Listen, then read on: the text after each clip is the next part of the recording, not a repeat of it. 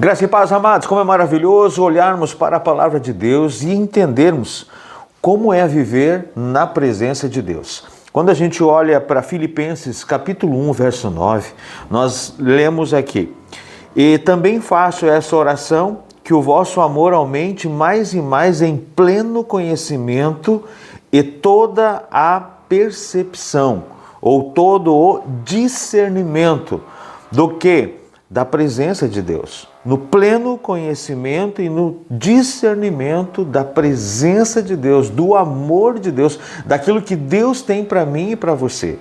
Então nós voltamos novamente nesse último domingo em João capítulo 21, quando Pedro é interrogado.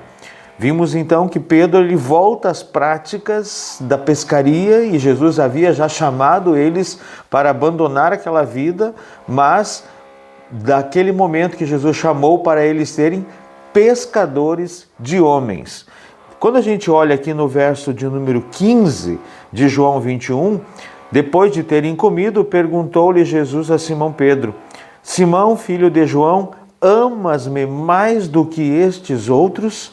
E aqui nós entendemos que claramente Pedro responde, "Sim, Senhor, tu sabes que eu te amo."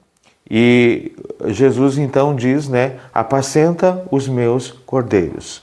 Jesus, ele sabia que Pedro tinha um nível de amor, mas ainda Pedro não conseguiu amar Jesus como Jesus havia falado que o principal mandamento era, lá em Marcos capítulo 12, que é amar a Deus de todo o coração, de toda a alma, de todo o entendimento e de toda a sua força. Pedro dizia que amava Jesus, como muitas vezes eu e você dizemos, mas ainda Jesus não é o principal. Ou seja, Jesus está dizendo: você consegue me amar mais do que a todos esses, ou até do que você mesmo? Você consegue me amar mais do que você ama a você mesmo? Porque até então Pedro, para escapar da morte, para não ser preso com Jesus, com medo de ser morto, ele negou Jesus. Então Jesus aqui está consertando a vida de Pedro. Por quê? Porque Jesus não desistiu de Pedro, assim como Jesus não desiste de mim e de você. Jesus não desistiu de Moisés quando chamou Moisés. Moisés diz: "Eu sou pesado de boca, eu sou pesado de língua." Deus colocou Arão ali, mas continuou usando Moisés. Então Deus não desistiu de Moisés. O Senhor disse: "Olha, Moisés, eu falarei com você e você falará com Arão."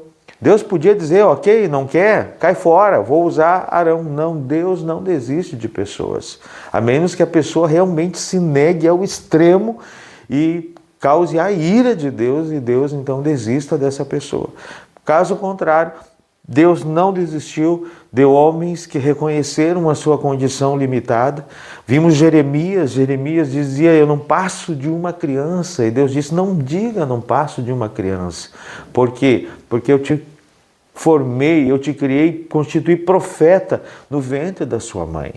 Então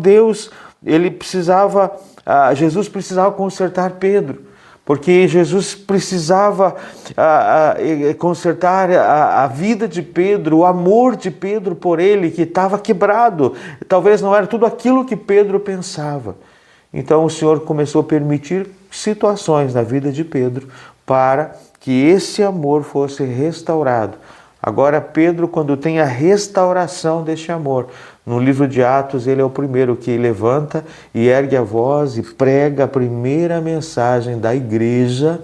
E ali nós vimos milhares de pessoas se convertendo. Pedro, Deus queria usar ele para impor as mãos sobre os gentios e orar, e o Espírito Santo descer sobre os gentios. Deus usou a vida de Pedro para ressuscitar Dorcas, para a bênção que esse homem foi no livro de Atos, ali no início de Atos, ali você vê falar desse Pedro, que se Jesus não tivesse consertado aqui o amor de Pedro, dificilmente Pedro viveria o que o Senhor, o que ele viveu com o Senhor. Todos nós queremos viver coisas sobrenaturais. A pergunta de hoje é: eu e você amamos a Deus mais do que todas as outras pessoas ao nosso redor? Se sim, se for realmente genuíno, prepare-se para viver coisas grandes. Se não, deixa o Senhor consertar, para que Ele possa nos levar a viver coisas sobrenaturais. Que Deus tenha misericórdia, nos abençoe e cumpra em nós todos os seus planos. Que Deus te abençoe.